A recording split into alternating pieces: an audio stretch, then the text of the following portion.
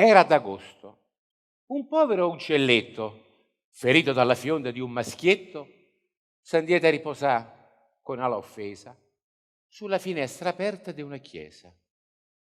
Dalle tendine del confessionale un prete intese e vide l'animale, ma dato che là fuori c'erano non so quanti peccatori, richiuse le tendine espressamente e si rimise a confessare la gente.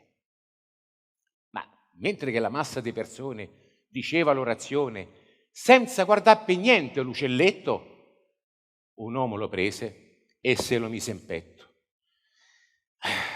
Allora nella chiesa si sentì un lungo cinquettio, cip, cip, cip, cip.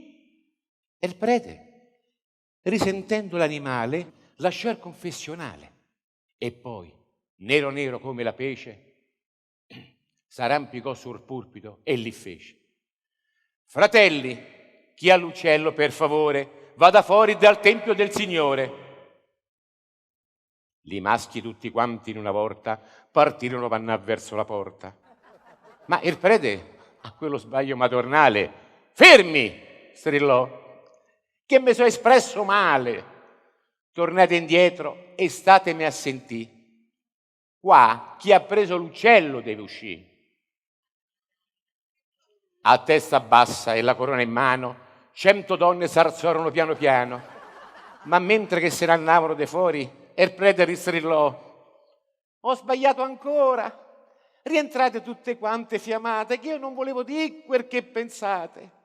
Io vi ho già detto e torno a dire che chi ha preso l'uccello deve uscire, ma lo dico a voce chiara e stesa a chi l'uccello l'abbia preso in chiesa.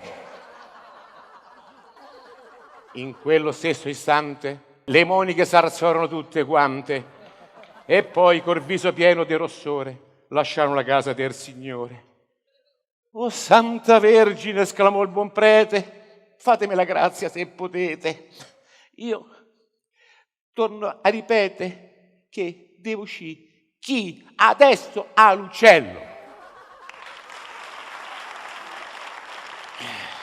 Una ragazza che col fidanzato s'era seduta a un angolo del sagrato, sommessa mormorò col viso smorto: che te dicevo? E il prete se n'è accorto. Grazie.